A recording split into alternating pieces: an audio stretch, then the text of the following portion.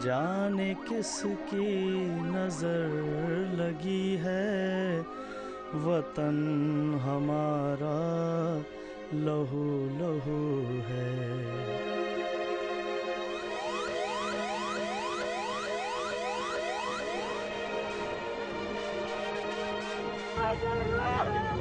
जवान बेटों की मैयतों पर ज़ईफ़ माएं बिलख रही हैं।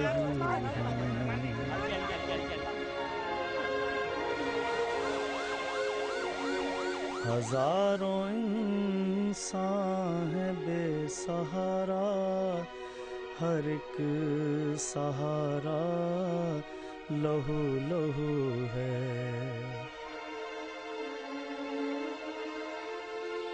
ख़िज़ां रसीदा है सारा गुलशन, ये चांद तारा लहू लहू है।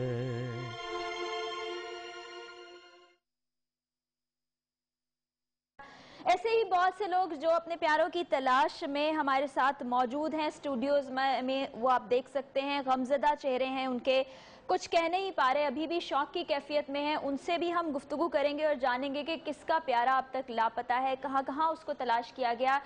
लेकिन हम उससे फरीद से भी हम बात कर रहे थे, जानने की कोशिश की, लेकिन ये ख़वातीन कुछ हैं, उनके दुख दर्द को हम कम नहीं कर सकते, सिर्फ जान सकते हैं कि किसको वो तलाश कर रही हैं। जी, आपके ख़ानदान से कौन था जो लापता हो गया?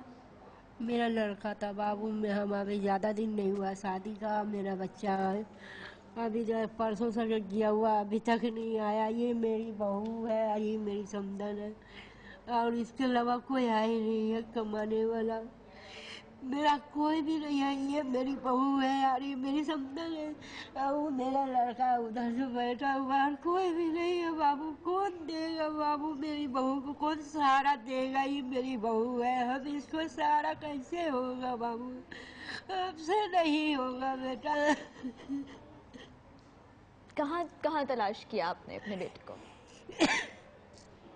ये मेरा लड़का ढूंढना है, हुआ लाया जीरा से, जीरा से फिर सब जगह गया, नहीं मिला, फिर दूसरे दिन ढूंढा तो फिर मिला। आज सुबह में मिला है, कल रात में। अब उसमें ऐसा हो गया है कि कोई पहचान में नहीं आ रहा कि मेरा लड़का है, और कोई सहारा नहीं है बाबू। कौन देगा? कमा गई मेरी बहू को कौन सहारा देगा? ये हम ही है जो करेंगे इसका हम। ये वो खातून है जिनका शोहर जो है इस अफसोसनाक वाक़े में शोलों की नज़र हो गया, जो जिंदा नहीं है। वो बोलने से भी कासिर है, सख्ता तारी है उन पर। इनसे जानते हैं जी क्या कहेंगी। मैंने 6 बेटे, 3 में शादी की, बेटी पैदा हो गए और कोई नहीं बाबू। बेटा भी मेरा नहीं, छोटा बेटा है, बेटी के लिए क्या कर सकती है? बेटी इनकी आहों और सिस्कियों का कौन जवाब देगा, वो नहीं हम बता सकते। और लवाहिकीन से बात करते हैं। जी, आपके खानदान का कौन फर्द था? आपका बेटा था। कितनी उम्र थी? 16 साल। तलाश कहाँ कहाँ किया? अस्पताल में, जीना में, अब्बास सभी में नहीं मिला।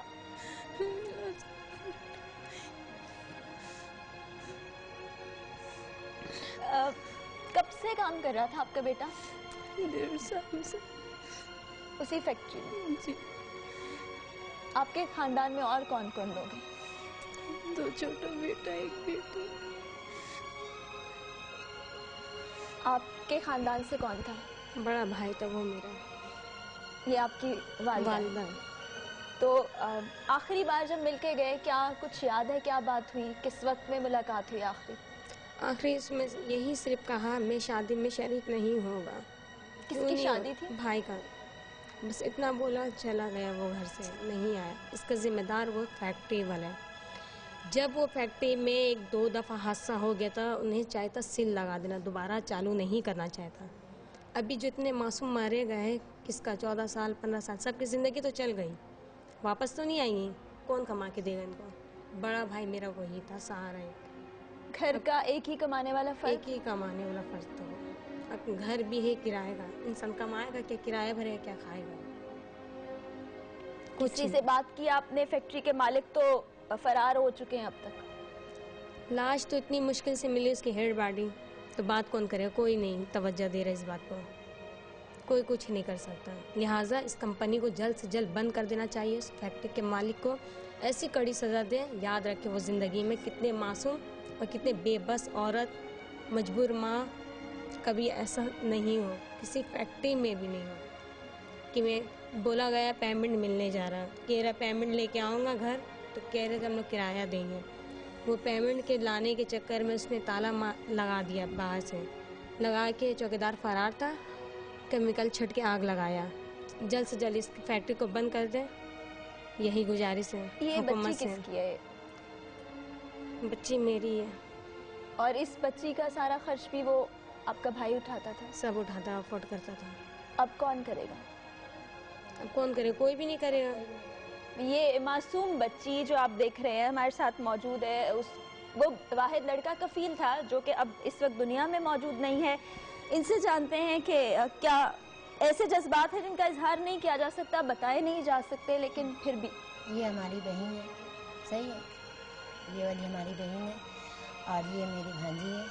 और वो बच्चे एक घर में बड़े थे, वही पे लौटा था, उसके भी और दूसरे वाला का शादी होना था इनके भाई का, उसके तो वो नहीं बोला, मैंने पहला बोल दिया भाई हम शादी में शरीक नहीं होंगे, किराए का मकान है, हमने खाएंगे क्या, पहनेंगे क्या, देंगे क्या।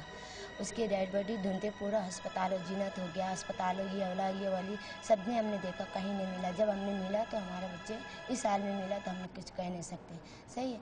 हमने कल उनको दफनाया अपने बच्चा को, और ये छोटी बच्ची का खर्चा सारा करते थे, और कमाने वाला कोई भी नहीं है हमारे घर पे, छोटे छोटे बच्चे हैं, किसके सहारा जिएंगे, किराए का मकान में क्या कर सकते हैं। आपने ऐसा जब उसका हर्षा ऐसा हो चुका है इस फैक्ट्री में, तो उसको क्या चाहिए था इसको लगाना का, उसको ताला क्यों नहीं लगाया? जब उसको पता ये काम क्यों किया? ताला खुल जाते, लोग पाँव टूट जाती, हाथ टूट जाती, किस भी हो जाती, बच्चे तो बच जाते ना। कितने लोग मर गए, कितने अफराद मर, किसके बच्चे, किसकी माँ, इसका कौन जिम्मेदारी लेंगे? कोई लेगा? कोई किसी ने नहीं लेता है, समझ में आया। हम अपने बच्चे खो दिए, सबके बच्चे खो, किसी 10 है, किसी 4 है। हमारे घर तो सुना हो गया, हमारे तो हाथ से बच्चे चले गया। वो तो हमारे बहन का बेटा था, तो हमारे भी बेटा हुआ ना, ये अपने बेटा से तो बेटा बढ़ के हुआ। यही पलौटा बेटा कमाने वाला वही लड़का था, इतनी जिम्मेदारी उसने सौंपा होता और कौन सा आएगा। इतनी परेशानी से अपने गुजारते हैं ना, हमारे कोई आसरा नहीं है, बेसहारा समझो है। किराए घर का इंसान को क्या लेना देना है, आज हुआ तो कल हुआ। बच्चे कमा के लाएंगे तो हम दाल रोटी खाएंगे, नहीं कमा के लाएंगे तो हम दाल रोटी कहाँ से खाएंगे। हमारा कोई नहीं है जीने वाला, है ना, हमारे को सहारा देने वाला। उसने बोला अम्मी हमने जा रहे हैं और वह वापस नहीं आएंगे, वो बात हो गया क्या इसने। उसने जब पता था इस बात ऐसा था तो उसने ताला किसने लगाया, उसने किसको बोला उसने ताला लगाने के लिए? उसको जब पता था ना हमें हम ताला लगाएंगे इतने लोग मरेंगे, ये सोच के तो उसने भाग गया। क्यों भागा? इसको क्या कहना चाहे? हम तो ये सच चाहते हैं जैसे हमारे बच्चे गया, जैसे हमारी दुनिया आबादी गया, हम तो बोलते हैं उनको खड़ा करके खड़ा जला देना चाहिए, और कंपनी कभी ज़िंदगी में ना खुले, बाप के तबाह कानों में हाथ लगा देना चाहिए, समझ में आया। हम लोग भी एक इंसान है, हम लोग भी इसी दुनिया में पैदा है, इसी दुनिया का मिट्टी है, थोड़ी ना हम लोग को आसमान से टपक के आए हैं। जो हमारे बच्चे को इस तरह किया गया, अब हमारे बच्चे कोई ला के देगा? छोटे छोटे बच्चे किस तरह जिएंगे? इनका ये सवाल है कि इनके छोटे छोटे बच्चे कैसे जिएंगे। वो सैकड़ों खानदान जो उजड़ गए, जिनका कफील मौजूद नहीं है, जान वापस नहीं आ सकती, फैक्ट्री मालिक को जिम्मेदार करार दिया जा रहा है और ये कहा जा रहा है कि उनको सज़ा दी जाए इतनी कड़ी कि आइंदा कोई ऐसी गफलत ना करे। फैक्ट्री में काम करने वाला एक वर्कर हमारे साथ मौजूद है, उनसे जानने की कोशिश करते हैं कि आखिर ऐसा क्या था, ऐसी कौन सी गफलत थी या ऐसी कौन सी चीज़ें थी जिसके बायस ये साना पेश आया। आप भाई कितनी देर से आप काम कर रहे हैं वहाँ पर? मैं वहाँ कुछ 6 साल से काम कर रहा हूँ और कुछ ऐसा हुआ था कि वहाँ पर 6 बजने में जब 15 मिनट रह जाता था तो उस गेट पर ताला लग जाया करता था।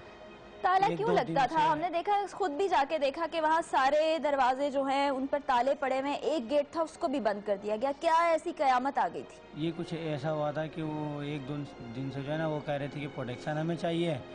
वो कुछ श्रीलंकन आए हुए थे, उनका प्रोटेक्शन का मसला था, वो कह रहे थे कि हमें माल जल्द से जल्द चाहिए, तो आप जिस तरह भी हो इस माल को हमें निकाल कर दो, नहीं तो वो फिर आपका माल जो है ऐसे ही रागा जाएगा ना। तो फिर इन लोगों ने बोला कि भाई जो है ना कंपनी में ताला लगा दो, वरना सारे लोग तो निकल कर भाग जाते हैं, काम हमारा होता नहीं है।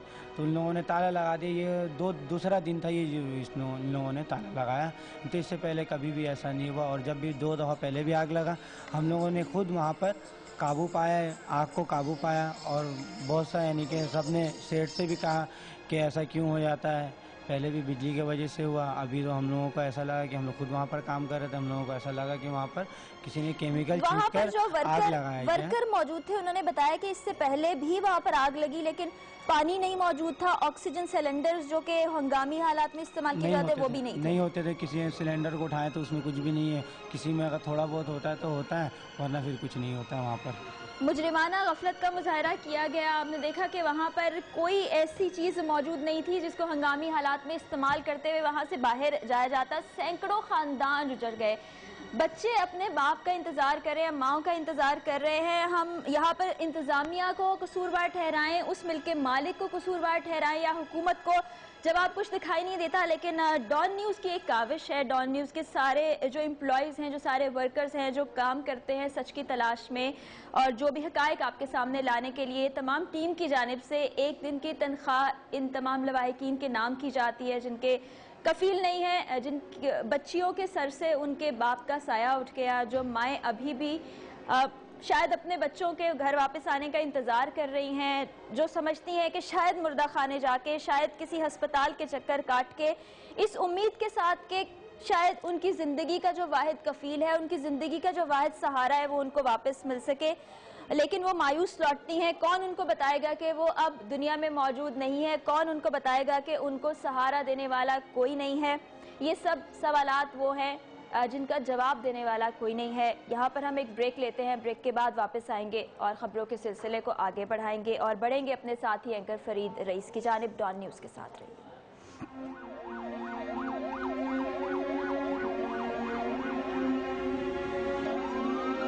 न जाने किसकी नजर लगी है, वतन हमारा लहू लहू है।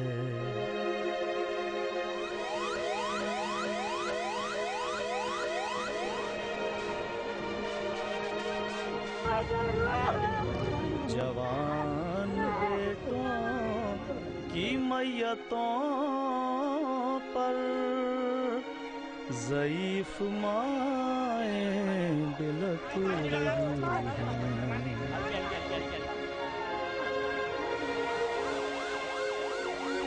हज़ारों इंसान हैं बेसहारा, हर एक सहारा लहू लहू है।